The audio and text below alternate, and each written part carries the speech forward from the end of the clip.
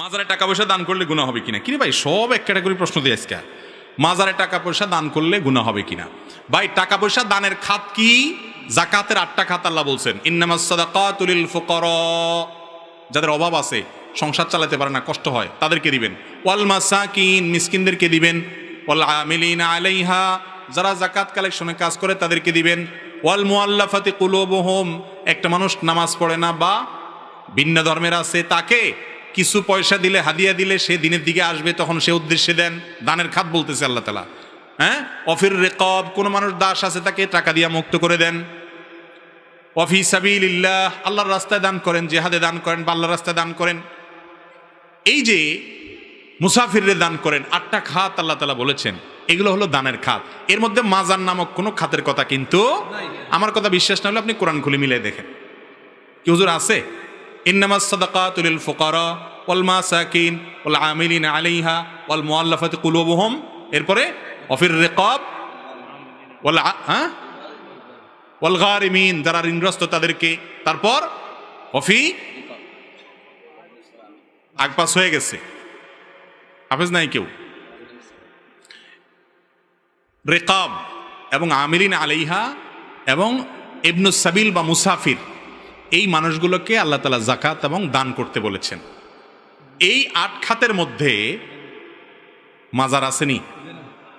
বাংলা কোরআন শরীফ খুলে দেখেন নাই, তাহলে বোঝা গেল মাজার এটা দানের কোনো জায়গা। আরে ভাই, মাজার তো একটা মানুষ শুয়ে রয়েছে, উপরে ইটের গাঁথনি আছে, এখানে যদি ইটের গাঁথনি দিয়ে পাকা করা যায় না, শরীয়তে নিষেধ আছে হাদিসে। এইখানে দান করবেন কারে? এখানে দান করলে তো ওই যেগুলো আশেপাশে গাঞ্জা মাঞ্জা খায় এগুলোর সুবিধা হবে। আরো গাঞ্জাখোরদের টাকা দিলে সওয়াব হবে না গুনাহ হবে?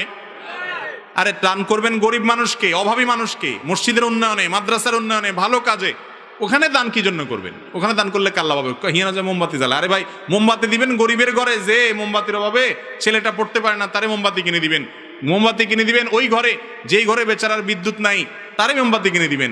এখানে মাজারালা বেচারা ভিতরে আছে, উপরে মোমবাতি দিয়ে কি লাভ? এটা দিলে তো এই মোমবাতি ঘুরে ঘুরে আবার আমাদের হিয়ানো আসবে, এগুলো ব্যবসা করবো। ঠিক না ভাই? ঠিক। আল্লাহ আমাদেরকে বোধ সম্পন্ন মুসলমান হওয়ার তৌফিক দান করুন। জায়েজ নাই এই সমস্ত মাজার টাজারে মানত করা শিরক।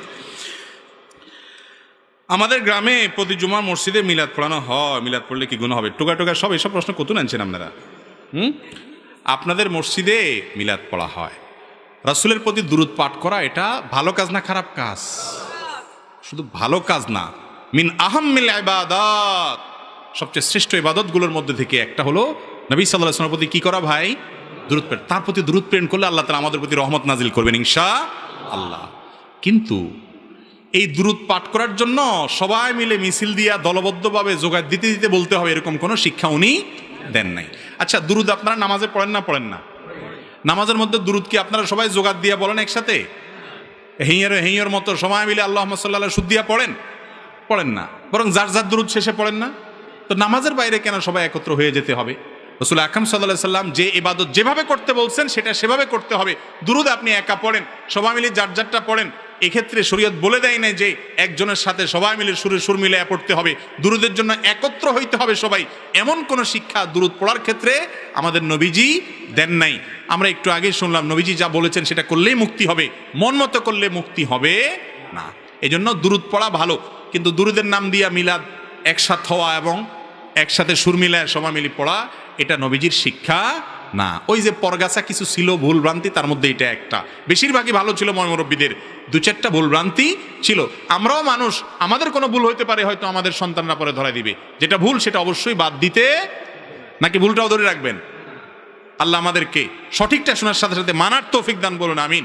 দুরূদ নিজে নিজে পড়বেন। অনেকে দুরূদ পড়তে পড়তে মনে করে নবীজি আইসা গেছে, এই জন্য দাঁড়ায় যাইতে হয়, তাই না? আরে ভাই, নবীজি আইসা গেছে, দুরূদ পড়লে যদি নবীজি আইসা যায়, তাহলে নামাজের মধ্যে যে দুরূদটা পড়ি ওইটা হয় আরো বেশি গুরুত্বপূর্ণ, শ্রেষ্ঠ দুরূদ, তাই না? এই সময় তো নবীজি আইসা যান না কথা, তাহলে তো সব খাড়া যান না কথা। ঠিক না ভাই? ঠিক।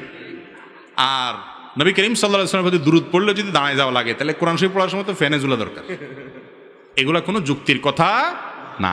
মনে রাখবেন, আমাদের অনেক ভাইরা এগুলো কারণে আমাদেরকে ভুল বোঝে, বলে এরা নবীর দুশমন। নাউজুবিল্লাহ। আমরা কি নবীর দুশমন ভাই? নবীরে মহব্বত না করলে মুসলমান থাকে নাকি আবার? অতএব দুরূদ পাঠ করা লাগবে কি লাগবে না?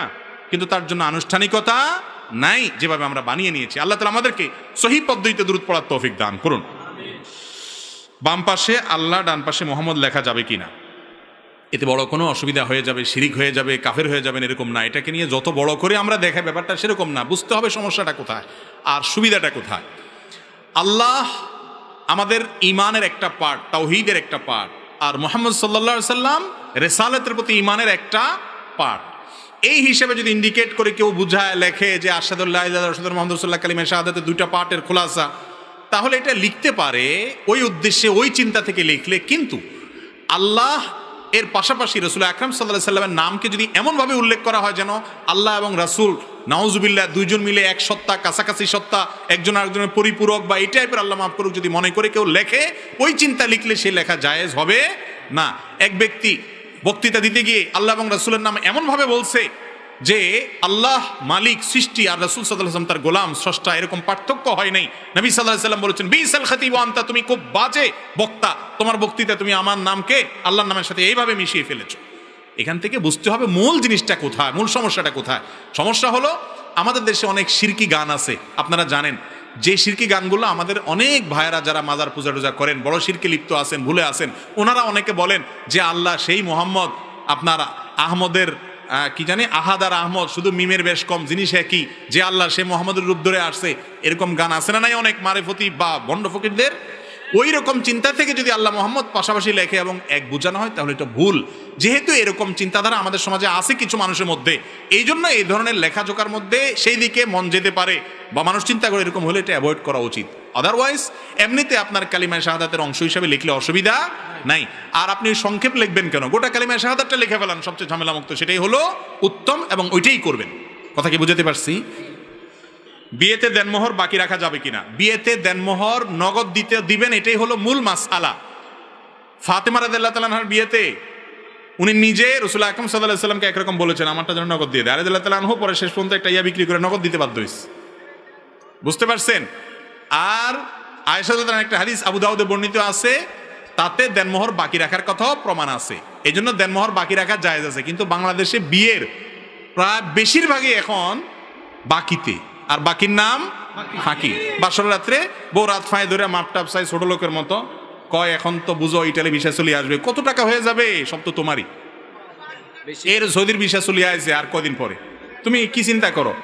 তো বউ বেচারি সোজা সাজি কয়, আরে টাকা দিয়ে কি করবে, কিন্তু কোনো কথা করনি, আপনি বাঁচে থাকলে আমার কিছু লাগতো না, শেষ। এক কথা বেচারি গেল আর শেষ। এখন বেচারিরা না বলে যাবে কই? যদি বলে না চান্দু আগে মহৎ দাও তারপরে এক কদম সামনে আগাবা না, এই কথা বললে তো কেবো ওরে বাবা কি ডাইনি মহিলা। অথচ শরীয়ত তার সে অধিকার দিছে না, দেয় নাই? পুরুষরা সব এই হক মারবেন না, হক মারবেন না। যুবক মহরের টাকা জোগাড় করতে পারেন নাই, রোজা রাখবেন, আপনার বিয়ে করতে বলছে কি? ও মেয়ের বাপ, হ্যাঁ এটা একটা বড় কথা। শুধু একচেটিয়া করলে তো হবে না, এটা ঠিক বলছেন। হ্যাঁ মেয়ের বাপরা যারা আছেন, চাচারা শুনেন, মহরের টাকা 20 লাখ ধরলেন, 20 টাকা আপনার মাইয়া পায় না, লাভ হয়েছে কি আপনার? এটার কোনো মানে আছে? আরে বাবা 2 লাখ ধরেন, 2 লাখ আদায় করে নেন, এটা হলো বুদ্ধিমানের কাজ। ইন্না আযামান নিকাহ বারাকাতান আইসারুহা মাউনাতান, যে বিয়েতে মহর যত কম হয়, খরচ যত কম হয়, ওই বিয়েতে তত বেশি আল্লাহর বরকত নাজিল হয়। ওই মুরব্বীদের জিজ্ঞেস করেন ওনাদের বিয়ের মহর কত ছিল, তখনকার যুগ হিসাবেও কম ছিল, তাদের মধ্যে দাম্পত্য শান্তি অনেক বেশি ছিল। এখন 20 লাখ 30 লাখ টাকা মহর ধরেন, 3 দিন পরে সুলাসুলি শুরু হয়, এরপরে তালাক হয়। ঠিক না ভাই? ঠিক। যে সমস্ত মেয়ের বাপরা মনে করেন মহারণা বোধহয় এতগুলো ধরলে বোধহয় বিয়ে টিকবে, আরে আগে থেকেই যদি আপনি ভাঙার চিন্তা করেন তাহলে বিয়ে টিকবে কেমনে? মহারণাটা বিয়ের কোনো রক্ষা করার ব্যবস্থাপনা না, এটা নারীর অধিকার, স্ত্রীকে ফিরিয়ে দিতে হবে। যেই বেটা পেটে পাড়া দিলে 10 টাকা বাইরে হবে কিনা সন্দেহ, তাহলে 10 লাখ টাকা মহর ধরে দিচ্ছেন, বেচারা কোত্থেকে দিবে? এগুলো উচিত না। শুনেন, ভালো করে শুনেন, ভালো ছেলে খোঁজ করেন, সিরিয়াসলি বলতেছি মুরব্বীদেরকে, সৎ, আল্লাহর ভয় আছে, কর্মঠ, পরিশ্রমী, ভদ্র একটা ছেলে দেখেন। এই ছেলে যদি দেখেন টাকা একসময় বহুত আসবে, মানুষের টাকা আসতে সময় লাগে না। আমি যখন বিয়ে করেছি সামান্য কয় টাকা মহর দিয়েছি এবং অনেক কষ্ট ছিল। কত? 35,000 টাকা মনে হয়। আমি 35,000 টাকা দিয়ে দিছি আলহামদুলিল্লাহ। আমি তো জোয়ান মানুষ, বেশি আগের মানুষ না, মুরব্বীদের মতো। 35,000 টাকা পুরোটা দিয়ে দিছি আলহামদুলিল্লাহ। বিয়েতে মহর কম হলেও মানুষটা যদি ভালো হয় আল্লাহ বরকত দেয়। ঠিক না ভাই? ঠিক। এই জন্য মুরব্বীরা মহর নিয়ে তেড়ামি করবেন না, একটু সহজ করবেন ইনশাআল্লাহ। 31st নাইট পালন করা যাবে কিনা? আহা ভাইরা আমার, 31st নাইট এটা উদযাপন কেন করা হয়, এটার পেছনের রহস্য কি? অন্য কোনো সময় তো এই বাজি, আতশবাজি, আপনার পটকা ফুটানো, বাজি ফুটানো, তারপরে আনন্দ ফুর্তি এগুলা করা যায়, কিন্তু এই টাইমে বিশেষভাবে করার রহস্যটা কি, ফজিলতটা কি? এটার ফজিলত হলো, অনেকে করে ফজিলত জানে না আসলে এটা কেন করে। মূলত এটা যারা করেন ওনাদের বিশ্বাসের একটা গোড়া আছে, গোড়া। সে গোড়াটা হলো তারা মনে করে বছরের প্রথম দিনের প্রথম ক্ষণটাকে যদি উল্লাস করে, আনন্দ করে, মাতিয়ে রেখে, ফুর্তি করে কাটানো হয়, তাহলে সারা বছর নাকি হাসি খুশি থাকা যাবে। বুঝতে পারছেন কথা? বছরের প্রথম দিনের প্রথম সময়কে, প্রথম প্রহরকে, প্রথম মুহূর্তটাকে আনন্দ উৎসব করে কাটাইলে সারা বছর নাকি ভালো থাকা যাবে। এই বিশ্বাসটা মূলত আসছে কোত্থেকে জানেন? এই বিশ্বাসটা আসছে পেগানদের থেকে। পেগান, প্রকৃতি পূজারী। প্রকৃতি পূজারী বুঝেন? রাতের পূজা করে, দিনের পূজা করে, সময়ের পূজা করে, বিভিন্ন সৃষ্টির পূজা করে। এই প্রকৃতি পূজারী এদের থেকে এসেছে। আমাদের দেশেও একসময় ছিল, বৃষ্টি আসে না, বৃষ্টি আসে না, তো কি করে? কাদা গায়ে মাখে। কাদা গায়ে মাখলে কি হবে? বৃষ্টি আসে যাবে, মানে এই বৃষ্টি তোমার কাছে প্রার্থনা করি। আবার অনেকে বলে এসো হে বৈশাখ, এসো এসো, বলে না?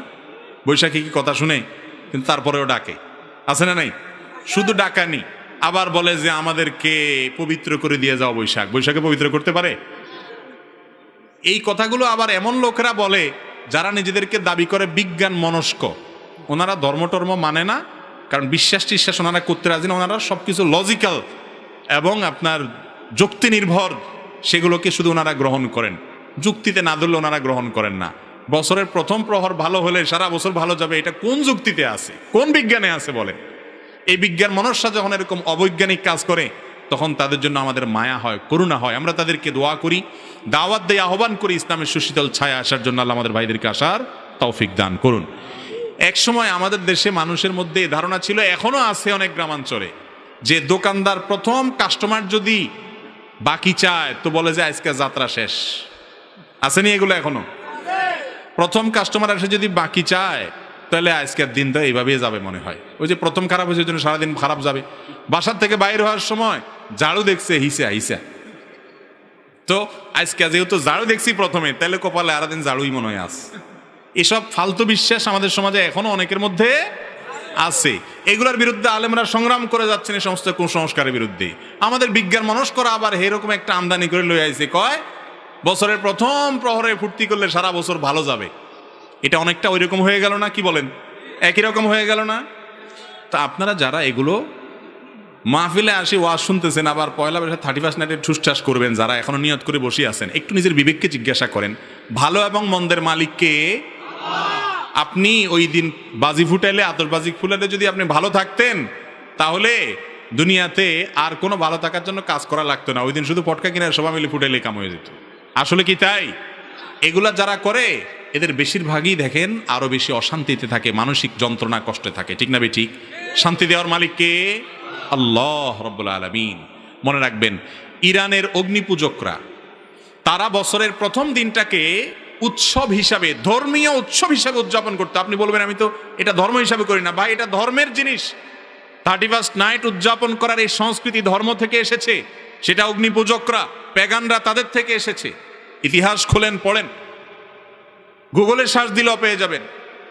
অগ্নিপূজকরা বছরের প্রথম দিনটাকে নাম দিছে নাইরুজ। ফার্সিতে নাইরুজ মানে বুঝেন? ন্যায় মানে নতুন, রোজ মানে কি? রোজ মানে দিন, নাইরুজ মানে নতুন দিন। বছরের প্রথম দিনটাকে তারা বাৎসরিক উৎসব হিসাবে উদযাপন করত। তাদের পরে এটা খ্রিস্টানদের মধ্যে আসছে। আজ আমরা দিশেহারা মুসলমানরা তাদের দলে চলে গেছি। আপনার আমার প্রিয় নবী সাল্লাল্লাহু আলাইহি সাল্লাম সেই 1450 বছর আগে সাবধান করে গেছেন, লা তাত্তাবিউন্না সুনানা মান কানা ক্বাবলাকুম শিবরান বিশিবরিন ওয়া যিরাআন বিযিরা। তোমরা তোমাদের পূর্বসূরীদের অনুসরণ করবে, অন্ধ অনুসরণ। তারা যদি 1 বিঘত আগায় জাহান্নামের দিকে, তোমরা সেদিকে 1 বিঘত আগাবা। 1 হাত গেলে 1 হাত যাবা, যদ্দূর যাবে অদ্দূর যাবা। তারা গর্তে ঢুকলে তোমরাও গর্তে ঢুকে যাবা, এরকম অন্ধের মতো কাজ করবা। কেন করছো? নিজের বিবেককে জিজ্ঞেস করে কোনো উত্তর পাবা না, তারপরেও করছো কারণ তারা সবাই করে। জিজ্ঞেস করা হয়, রাসূলুল্লাহ কারা যাদের অনুসরণে মুসলমানরা এরকম অন্ধের মতো করবে? নবীজি বলেছেন, কারা আর হবে? ইহুদি খ্রিস্টান কিনা জিজ্ঞাসা করা হয়েছে, তিনি বলছেন হ্যাঁ তাদের কথাই বলছি, এছাড়া আর কারা হবে? আজকে পশ্চিমারা ইহুদি খ্রিস্টানরা কোনো কালচার কোনো সংস্কৃতি দেখাইলেই যুব সমাজ আজ আমরা হুমড়ি খেয়ে পড়ছি, লাফিয়ে পড়ছি। কেন করছি সেটা জানি না। যেই দেশে শীতের সময়ে কনকনে শীতে উত্তরবঙ্গে মানুষ মারা যায়, যেই দেশে ফুটপাতে এখনো না খেয়ে শিশু মায়ের কোলে চোখের পানি ফেলে, সেই দেশে লক্ষ নয় crore crore billion billion dollar খরচ করা হয়, বিলিয়ন বিলিয়ন টাকা খরচ করা হয় শুধুমাত্র এই 31st নাইট উদযাপনের নামে। এটা কোনো সভ্য সমাজের সংস্কৃতি হতে পারে? কিন্তু এটার বিরুদ্ধে কথা বলার মানুষ নাই। মাদকের বিরুদ্ধে কথা বলে, মাদক নির্মূল করতে চায়, মাদক নিয়ন্ত্রণ করতে চায়, আর মাদকের সবচেয়ে ছড়াছড়ি এবং সয়লাভ হয় যখন, তখন এই 31st নাইট। যুব সমাজকে ভালো থাকতে বলেন, যুব সমাজকে সুপথে আসতে বলেন, তাদেরকে বিপদগামিতা থেকে রক্ষা করার কথা বলেন, ইফটিজিং কমাইতে বলেন, ধর্ষণ কমাইতে বলেন, অসামাজিক কর্মকাণ্ড কমাইতে বলেন, অপরাধ প্রবণতা কমাইতে বলেন। আর 31st নাইটের মতো বিজাতীয় কালচার আমদানি করে যুব সমাজকে নষ্টের দিকে ঠেলে দিচ্ছেন। এভাবে কোনোদিন সমাজ সুন্দর পথে আসতে, আমরা যারা এগুলোকে উইশ করছি, আবারও শুনে রাখেন, এগুলো প্যাগান প্রকৃতি পূজারী অগ্নি পূজকদের কাজ। মুসলমান কখনো বিধর্মীদের কালচার ধার করে আসার প্রয়োজন নাই। আপনি মিসকিন নন, আপনি সমৃদ্ধ, আপনি সচ্ছল। যে কালচার আপনাকে মুহাম্মদুর রাসূলুল্লাহ দিয়ে গেছেন, বছরে 2টা উৎসব দিয়ে গেছেন, সেই উৎসবের শিক্ষাটা একটু দেখেন। ঈদুল ফিতরে আপনি আগে গরিবের ঘরে সাদকাতুল ফিতর পৌঁছান, তারপরে ঈদের ঈদগাহে গিয়ে আনন্দ করেন। আমার রাসূল সাল্লাল্লাহু আলাইহি সাল্লাম শিক্ষা দিয়েছেন, আগে ত্যাগ করেন তারপরে ভোগ করেন। কোরবানির পশু জবে করেছেন, আরেকটা ঈদ ঈদুল আজহা, সেখানে কোরবানির পশু গোশত গরিবের বাসায় পৌঁছান, আপনিও খান, ত্যাগ করেন তারপরে ভোগ করেন। এ হলো ইসলামের শিক্ষা। আর এই সমস্ত 31st নাইটের কালচারের শিক্ষা হলো ভোগ করো, ভোগ, আতশবাজি করো, ফুর্তি করো, বদমাইশি করো, হারামের ভিতরে হাবুডুবু খাও, নেশায় বুধ হয়ে যাও, হোটেলের বিভিন্ন প্যাকেজ আছে সেগুলো বুকিং দাও, পাগল এবং উম্মাদের মতো ভোগ করতে থাকো। ত্যাগের কোনো শিক্ষা 31st নাইটে আছে? এই সমস্ত উৎসবে আছে? এমনিতেই যুব সমাজ আজ বিভ্রান্ত, এমনিতেই মোরালিটি নাই, এমনিতেই নীতি নৈতিকতা নাই, এমনি দিশেহারা, অস্থির, তারা কোনো পথ নির্দেশ পাচ্ছে না। আমাদের এই প্রাণের যুবকদেরকে যদি আবারও ভোগবাদী করে তোলা হয়, এমনি ভোগবাদের মধ্যে গোটা সমাজ হাবুডুবু খাচ্ছে, সেখানে ভোগের জন্য যদি আবার দিবস ঠিক করে, আনুষ্ঠানিকতা ঠিক করে যুবকদেরকে যদি জাহান্নামের দিকে ঠেলে দেওয়া হয়, এই সমাজের মানুষের মধ্যে মনুষ্যত্ব থাকবে না, সব পশুতে পরিণত হবে। ভাইরা আমার, আজ যুবকরা ত্যাগ জানে না। আজ মা বাপ শিখায় না যে গরিবের ঘরে এটা নিয়ে যাও। এদেশের মানুষের সংস্কৃতি ছিল, কালচার ছিল, ইসলামের শিক্ষা ছিল। নবী সাল্লাল্লাহু আলাইহি সাল্লাম বলেছেন, তোমার বাসায় গোশত রান্না হলে ঝোলটা বাড়ায় দাও। সেই 1450 বছর আগের বাস্তবতা এটা বলেছেন। কেন? যে তোমার প্রতিবেশীর নাকে ঘ্রাণ গেলে তার সন্তানরা কষ্ট পাবে, একটু ঝোল হলেও দিও তাকে। এ হলো ইসলামের শিক্ষা। আমরা ছোটবেলায় দেখেছি মা চাচিরা একটু ভালো কিছু রান্না করলে প্লেটে প্লেটে করে, বাটিতে বাটিতে করে আশেপাশের বাড়িতে কম বেশ পাঠাইতো। দেখেন না আপনারা এগুলা? এখন কি এগুলো আছে? নাই। কারণ এখন যে কালচার আমাদেরকে দেয়া হচ্ছে, এই কালচার শুধু ভোগের শিক্ষা দেয়। এখানে ভোগও আসলে না, এখানে ভেতরে আরো 2টা জিনিস আছে। আপনাদেরকে 31st নাইট উদযাপনের জন্য উদ্বুদ্ধ করে মিডিয়াগুলো, এবং সাম্রাজ্যবাদী, বাণিজ্যিক সাম্রাজ্যবাদ, এরা আপনাদেরকে বলে হ্যাঁ 14 ফেব্রুয়ারি আসছে, এই দিনে ভালোবাসতে হবে। আসলে ভালোবাসাটা কিচ্ছু না। আপনার মধ্যে আবেগ সৃষ্টি করে, আপনার মধ্যে এই সমস্ত উন্মাদনা সৃষ্টি করে, আপনাকে খরচ করায়া এই সমস্ত সাম্রাজ্যবাদ, বাণিজ্যিক সাম্রাজ্যবাদের ধ্বজাধারীরা আপনাদের সমস্ত সম্পদগুলোকে সারা বিশ্ব থেকে লুণ্ঠন করে নিয়ে আসছে। কোটি কোটি বিলিয়ন বিলিয়ন ডলারের বিজনেস তাদের। আপনার কি লাভ? পকেটে পয়সা খরচ। আর কি লাভ? ইমানি চেতনাকে ভোঁতা করে আপনাকে ধোঁয়াশাপ করে দেওয়া হচ্ছে।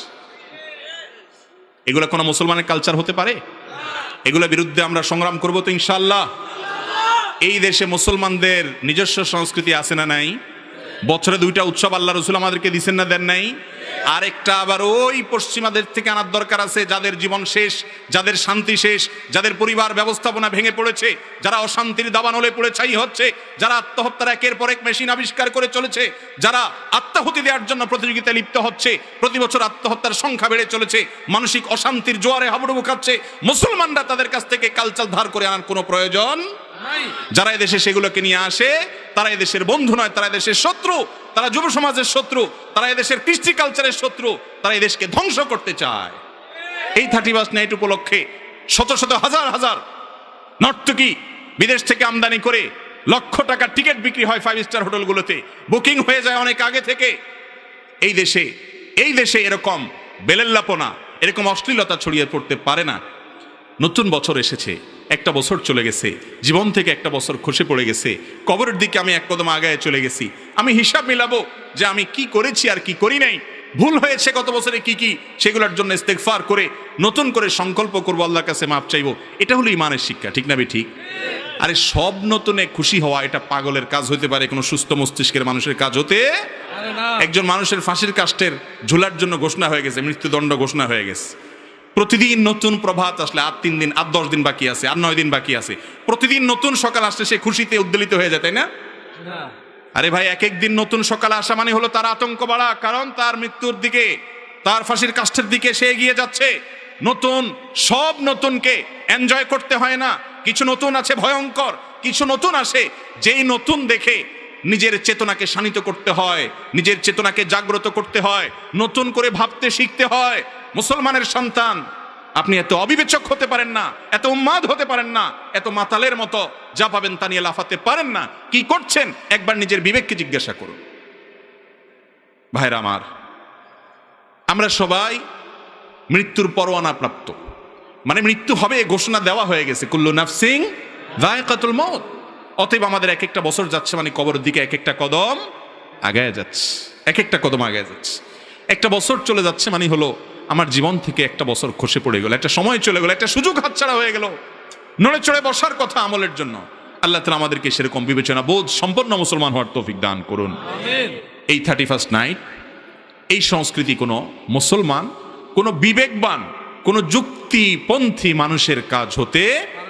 এ উপলক্ষে সমস্ত কিছুকে আমরা বর্জন করবো তো ইনশাআল্লাহ, নাকি উপলক্ষে টিভিতে কি আবু দাউদের হাদিস, নবী সাল্লাল্লাহু আলাইহি ওয়াসাল্লাম বলেছেন, কোন বিজাতির সাদৃশ্য গ্রহণ করলে, তাদের কালচারের অনুকরণ করলে আপনি তাদের দলে চলে যান। অতএব বেঁচে থাকবো তো ইনশাআল্লাহ। আল্লাহ আমাদের সবাইকে বুঝা এবং বেঁচে থাকার তৌফিক দান করুন। এরপরে প্রশ্ন হলো, আমাদের সমাজের কিছু লোক পরের সম্পদ ভোগ করে কিন্তু সেটি জেনেও চুপ থাকে, শরীয়তের আলোকে জায়েজ আছে কিনা? ভাই, অন্যের সম্পদ ভোগ করা যে হারাম এটা তো আমরা সবাই জানি, প্রশ্ন করার দরকার হয় না। কত বেশি ভয়াবহ সেটা প্রশ্ন করতে পারেন। নবী করিম সাল্লাল্লাহু আলাইহি সাল্লাম বলেছেন সাহাবীদেরকে, আতাদরুনা মানিল মুফলিস, তোমরা কি জানো মুফলিস মিয়াকে? মুখলেস না, মুফলিস। তো সাহাবীরা বলেন যে ইয়া রাসূলুল্লাহ, মুফলিস আমাদের মধ্যে, আল মুফলিসু ফিনা মাল্লা দিনারাহু আলা দিরহামা, মাল্লা দিনার আলাহু আলা দিরহামা। আমাদের মধ্যে মুফলিস বলি আমরা ওই ব্যক্তিকে, অভাবী ভিখারি ওই ব্যক্তিকে বলি যার পয়সা কড়ি নাই। মুফলিস মানে অভাবী ভিখারি। তখন নবী সাল্লাল্লাহু আলাইহি সাল্লাম বলেছেন, না, আমি এই মুফলিসের কথা বলি নাই। তোমাদের মধ্যে আসল ভিখারি, আসল অভাবী হলো সে, যেই লোক অনেক কোরআন তেলাওয়াত, অনেক তাসবিহ তাহলিল, অনেক জিকির আজকার, অনেক ওয়াজ শোনা, ওয়াজ করা, অনেক নামাজ রোজা, অনেক ইবাদত বন্দিগি সে দুনিয়াতে করছে, করে এগুলা নিয়ে আল্লাহর সঙ্গে সাক্ষাৎ করতে গেছে, মোছে তেল দিতে দিতে, যে জান্নাতে তো যাবো, যাচ্ছি, এবারে এত আমল নিয়ে আসছি। এরপরে সে ওই আমলের পাহাড় নিয়ে হাজির হওয়ার পর দুনিয়াতে কারোর আইল ঠেলছিল, কারোর জমি মারছিল, মাপে কাউকে ওজন কম দিয়ে দিছিল, দোকানদার ছিল, সরকারি অফিসে চাকরি করছে, ঘুষ খাইয়া ফাইল আটকায় দিছিল, ঘুষের কারণে ফাইল আটকায় দিছিল। এরকম ভাবে কারোর এলাকাতে, কারোর জমিতে গরুটা বান্ধি তার ফসলটা খাওয়াই ফেলছে। যেখান থেকে যেমনে পারছে, যারা যেমনে পারছে, ল্যাং মারি মারি মানুষের সম্পদ অন্যায়ভাবে আত্মসাৎ করেছে এবং আরো বিভিন্নভাবে মানুষকে অপমান করেছে, মানুষের হক নষ্ট করছে। এই লোকগুলোর সব সেদিন উঠবে কিয়ামতের দিন, আইসা বলবে, আল্লাহ, এই লোক তো মাশাআল্লাহ অনেক আমল টামল নিয়ে হাজী সাহেব, গাজী সাহেব, হুজুর সাহেব সাজিয়ে আসছে, ভালো কথা, আমার একটা পাওনা আছে তার কাছে, আল্লাহ দুনিয়াতে পাই নাই, আজকে তো সব বিচার হবে।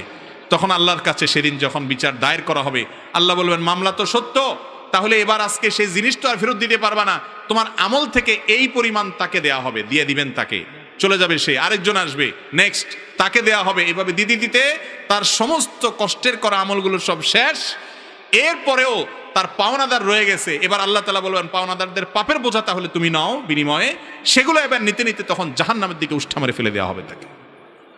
আমলের পাহাড় নিয়ে যারা আহ্লাদে আছেন, লম্বা দাড়ি আছে, টুপিও আছে, মসজিদেও যান, তসবিহ তাহলিল করেন, নামাজ কালাম পড়েন, তো মানুষের হক মারেন। কথা বুঝছেন না বুঝেন নাই?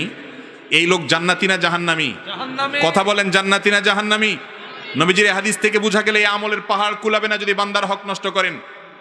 মুস্তাদে আমাদের একটা হাদিস আমি প্রায় শুনাই, নবী সাল্লাল্লাহু আলাইহি সাল্লাম বলেছেন কিয়ামতের দিন 3 ধরনের মামলা আল্লাহর কাছে উঠবে বান্দার। কয় ধরনের মামলা ভাই? 3 ধরনের মামলা।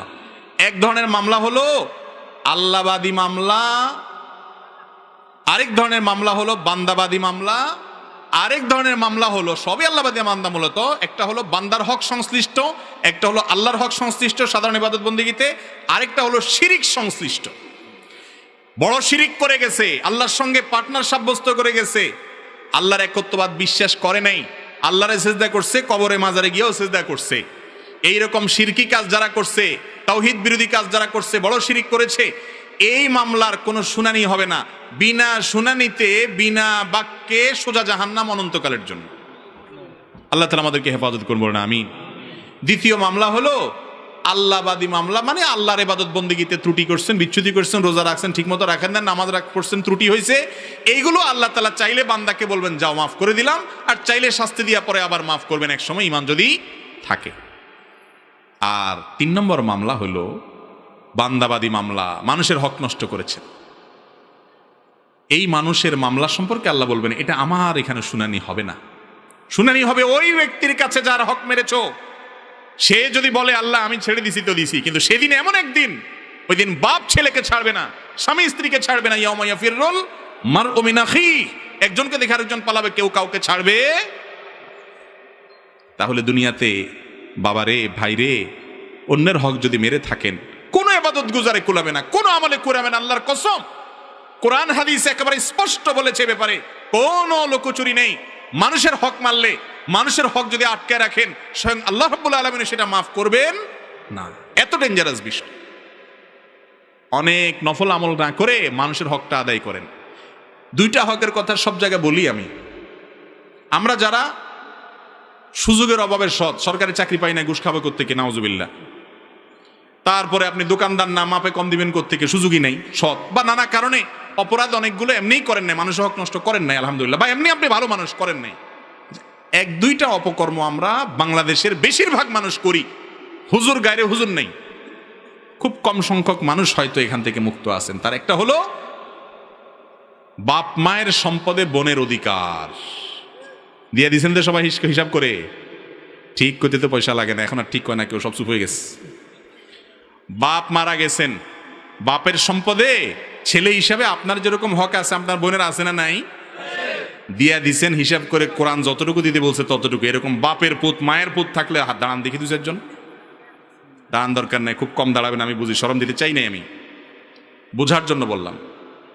যারা দেন নাই খুব সোজাবত শুনে রাখেন, বান্দার হক নষ্টকারীদের মধ্যে এরা সবচেয়ে ডেঞ্জারাস। কারণ আত্মীয়র হক নষ্ট করা, রক্ত সম্পর্কীয় আত্মীয় বোনের হক নষ্ট করা, বাইরের লোকের হক নষ্ট করার চাইতে অনেক বেশি ভয়াবহ। কিন্তু আমরা দেই না, বোনদের হক দেই না কেন? আবার মাসালা বানাইছি নিজেরা, কয় বাপের বাড়ির হক নিলে হয় না। নোয়াখালীরা কয় কি হয় না, মানে সয় না আর কি, শুদ্ধ বাংলায়। তো এই নোয়াখালীর এই এলাকাতে কয় বাপের বাড়ির হক নিলে কি কয়, হয় না। আপনার তো ফেনী মানুষ, আপনি জানেন তো, সয় না বলে কি বাটপারি মাসালা চিন্তা করেন। একই বাপের সম্পদ, আপনি ছেলে আপনারে সইবে, উনি বোন উনি নিলে ওনার সইবে না। বাহ, মানে কিভাবে সম্পদ মারতে হয়, মাসালা কেমনে বানাইতে হয়, ইবলিস বানাইছে এই মাসালা। ভাইরে, বোনদের হক দিবেন তো ইনশাআল্লাহ। যুবকরা প্রতিজ্ঞা করেন, রিজিকের মালিক আল্লাহ, এটা দিয়ে দিলে যে আপনার কমে যাবে তা না, আল্লাহ আপনাকে আরো বাড়াই দিবে ইনশাআল্লাহ, ঠিক না বে ঠিক? এখন মুশকিল হলে বোনরাও নিতে চায় না, আজকাল নিবে কেমনে? বেচারিরা ভয়ে শরমে নিতে চায় না। যদি নিয়ে নেই হক এখান থেকে, ভাই যদি বলে যে তোমার হক তো নিয়ে নিছে, এখন আবার কেন আসছো, বাপের বিটাতে একটু যাইতে মনে চায় না, ছোটবেলা থেকে যেখানে বড় হয়েছি। কি বলেন? আপনার বাবার সম্পদে আপনার বোনের যে হক আছে, যেটা যদি জমি জমা বুঝে দেন, তাহলে সে বোন আপনার বাড়িতে আসার অধিকার আছে না নাই? ভাই বোনের সম্পর্ক কি 2 দিনের না চিরদিনের? অতএব রক্ত সম্পর্ক হিসাবে, তার বাপের ভিটা হিসাবে, ভাইয়ের বাড়ি হিসাবে সে আপনার মেহমান হওয়ার অধিকার আছে না নাই? কিন্তু আমরা আজকাল এমন স্বার্থপর হয়েছি, সম্পদ নিয়ে আনিছে তো চলে গেছো, আবার আসবা কেন? ঠিক না ঠিক? এই ভয়ে মহিলারা আসে না। আর অনেক মহিলারা বলে না ভাই দেয়া লাগবে না, আমরা খুশি আছি, এমনি খুশি আছি। আবার কিছু ভাই আছে এমন বাটপার, কিছু লামসাম দিয়া কয় এখন আল্লাহ তো তোমাদেরকে অনেক দিছে, তো তোমরা তো এদুর পাও, এদুর দিছি, তোমরা খুশি নি। বোন বেচারে নাখোশ হয়ে কই থাকবো? যদি বলেন আমি নাখোশ, কবো আরে বেয়াদব, তাহলে তার বাড়িতে আস না কোনোদিন আমার। ঠিক না ঠিক? বেচারি বাধ্য হইয়া রাজি হয়। এগুলা সবগুলা হলো 2 নাম্বারই এবং হারাম খড়ি। বেঁচে থাকবেন তো ইনশাআল্লাহ। মুরব্বীরা একটু ভালো করে শুনেন, ওলা একটারে সব লেখা দিয়েছেন, আরেকটারে দেন নাই, বলে গেছেন আগের থেকেই মেয়ের আছে অনেক রাত দেয়া লাগবে না। হের যত থাকুক আল্লাহ তাআলা কোরআনে তার হক ঠিক করে দিয়েছেন এবং বলে দিয়েছেন ফরিদাতাম মিনাল্লাহ, এটা আল্লাহ নির্ধারণ। তোমার সম্পদে আল্লাহ এতটুকু অমুকের জন্য ততটুকু রেখেছে, তোমার কোনো এখতিয়ার নাই সেটাকে পরিবর্তন করার। বাপেরও ক্ষমতা নাই তার নিজের সম্পদে এক সন্তানকে দেওয়ার আরেক সন্তানকে না দেওয়ার। কথা কি বুঝছেন না বুঝেন নাই? ইমরান ইবনে হুসাইন রাদিয়াল্লাহু তাআলা আনহু এক ছেলেকে কিছু হাদিয়া দিয়ে আসছে। আয়েশা বলে ইয়া রাসূলুল্লাহ ছেলেকে দিয়ে আসছে। নবীজি বলছেন অন্যগুলো দিছো? বলে দেই নাই। বলে যে সবগুলোকে দিয়ে আসো। ওয়াত্তাকুল্লাহ ইদিলু বাইনা আওলাদিকুম, আল্লাহকে ভয় করো সন্তানদের দানের ক্ষেত্রে। আল্লাহ যা বলেছেন এটাকে ঠিক রাখো, ইনসাফ করো। কিন্তু এই একটা জায়গায় আমরা কি হাম্মাম মে সারে নঙ্গে, সব উলট পালট। ঠিক না ঠিক? তওবা করতে পারি কিনা আজকের মজলিস ইনশাআল্লাহ? এই দেশে জমি জমার যে হিসাব নিকাশ আছে, আমাকে একজন এক্সপার্ট এ সম্পর্কে উনি বলেছেন যে ভাই আপনি কি জানেন বাংলাদেশে মোট জমি ল্যান্ডের মালিকানা মেয়েদের কত পার্সেন্ট? ভদ্রলোক একটা পার্সেন্টেজ বলেছেন, আমি ভুলে গেছি, সেটা এত কম উল্লেখ করার মতো না। আমরা শতকরা 25%ও না, আরো অনেক কম জমির মালিক। সব জমি দলিলের মালিক পুরুষরা। ব্যাপার কি? শরীয়ত সব জায়গায় ছেলের পাশাপাশি মেয়ের হক রাখছে না রাখে নাই? কিন্তু আমরা দেই না। এই যে বান্দার হক নষ্ট করা, এগুলো জঘন্য অপরাধ। আমরা যারা ইবাদত বন্দেগী করতেছি এটা ভালো কথা করেন, আমি নিরুৎসাহ করছি না, কিন্তু এর পাশাপাশি বান্দার হকের ব্যাপারে সাবধান আরো বেশি থাকেন, তাহলে ইনশাআল্লাহ আখিরাতে শেষ সাথী হাসতে পারবেন। চেষ্টা করবো তো ইনশাআল্লাহ। দাড়ি রাখলেন, টুপি রাখলেন, আর দোকানে যাইয়া বাকির খাতায় 10 টাকা জায়গা 20 টাকা লিখলেন, আর এরকম ভাবে মসুর ডাল ইন্ডিয়ানটা দেশিটা চাইনিজটা মিলায় ওটার দেশি ডাল বানায় বেচলেন, জায়েজ হবে না গুনাহ হবে? মানুষের লেনদেনটা মেইন। আমার আজকে আলোচনার বিষয় ছিল উদখুলু ফি সিলমিল কাফা। এখানে আসছে আর কি আপনার ওয়াজ হলো কি ঐক্য আর কি আলেমদের হুজুরদের। তো আমার মূল বিষয় আমি হারাই গেছি। আমার দলার ছিল সেটা ইনশাআল্লাহ পরবর্তীতে বলবো। পরিপূর্ণ ইসলামে দাখিল হতে হলে 5টা কাজ করতে হবে ইনশাআল্লাহ। বরপড়ার মাহফিলে বা অন্য কোথাও ইনশাআল্লাহ সে বিষয়ে কথা বলবো। আমার একটা প্ল্যান আছে, এই 5টা কোর্স কমপ্লিট করলে পরিপূর্ণ ইসলামে দাখিল হওয়া যাবে। আল্লাহ তাআলা আমাদের সবাইকে তৌফিক দান করুন। নানা আলেম নানান দিকে, আমরা যাব কোন দিকে আপনার কাছ থেকে জানতে চাই। এত সুন্দর মানে একেবারে শ্লোক বানায় দিয়ে দিছেন ভাই। এটার ওয়াজ তো আমরা এতক্ষণ করে ফেলেছি আগেই আলহামদুলিল্লাহ। আমরা ওলামা একরাম আমাদেরকে কোরআন হাদিস অনুযায়ী গাইডলাইন করেন, আমরা সেটা অনুসরণ করব। আলেমদের মত ভিন্ন থাকতে পারে, যদি কোরআন হাদিসের অনুসরণ করেন আলেম এবং কোরআন হাদিস আপনাকে দেখান বা ওইটার দিকে পথ নির্দেশ করেন, আপনি তার সাথে চলতে পারেন। আপনি দেখবেন তিনি কোরআন হাদিসের দিকে ডাকে নাকি তার প্রবৃত্তি তার মনে যা চায় সেটার দিকে ডাকে। কোরআন হাদিস দিয়ে ডাকে, এরকম আলেমের কথা শুনতে অসুবিধা নাই। কিছু মানুষ আছে আবার একেবারে আলেমদেরকে ধুইয়া মুইসা তাদেরকে বাদ দিয়া বলে না না সব বাদ, হুজুররা সব নষ্ট হয়ে গেছে, ডাইরেক্ট নিজে কোরআন হাদিস পড়ো। কোরআন হাদিস আপনি কার কাছ থেকে শিখবেন ভাই? আলেম লাগবে কি লাগবে না? নবী বলতেছেন আমার ওয়ারিস হলো আলেমরা, তাদের আপনি এলেম শিখবেন কিভাবে? এলেম শিখার জন্য নিজে কোরআন হাদিস পড়েন। আলেমদের সাহচর্য জরুরি, মনে রাখেন। অবশ্যই কোরআন সুন্নাহপন্থী আলেম, আমি বেদাতি আলেমের কথা বলছি, কিন্তু সাহচর্য জরুরি। আজকাল অনেক ভাইরা বাংলা 2-4টা হাদিস পড়েই নিজেদেরকে এমন পণ্ডিত বানাইছে যে আলেমদের সোহবত সান্নিধ্যের কোনো প্রয়োজন তারা মনে করে। এরা দল্লু ফাদাল্লু, নিজেরাও গোমরা হয়, অন্যদেরকেও গোমরা করে। সাধারণ মানুষ, বিশেষ করে যুবকরা কোরআন হাদিস পড়ে, এটা তো আনন্দের কথা আলহামদুলিল্লাহ। এরা ফালতু বই ছেড়ে কোরআন হাদিসে আসছে, আমরা তাদেরকে অ্যাপ্রিসিয়েট করি, সাথে সাথে অনুরোধ করি যে এর পাশাপাশি আপনি কোরআন এবং হাদিসপন্থী কোনো সুন্নাহ এর প্রকৃত অনুসারী আলেমের তত্ত্বাবধানে, একজন বা একাধিকের তত্ত্বাবধানে থাকেন, পরামর্শ নেন। নিজেকে স্বয়ং সম্পূর্ণ মনে করবেন না। আপনার সম্ভবত থানভী রহমতুল্লাহ বলতেন, जो आपने आपको मुस्तकिल बिज़ात समझते हैं वो मुस्तकिल बज़ात है। যে নিজেকে স্বয়ং সম্পূর্ণ মনে করে ও আসলে কোনো ভালো মানুষ না, সে খারাপ মানুষ, সে বুঝতে পারতেছে।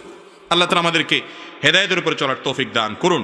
তাহলে ওলামাদের মধ্যে যদি মতপার্থক্য থাকে, আমরা কোরআন হাদিসের দিকে যাব। আল্লাহ কোরআনে বলেছেন যে তোমরা যখন দেখবে ইখতিলাফ আছে তখন তোমরা কোরআন হাদিসের দিকে যাও, সেটাই তোমাদের পথ।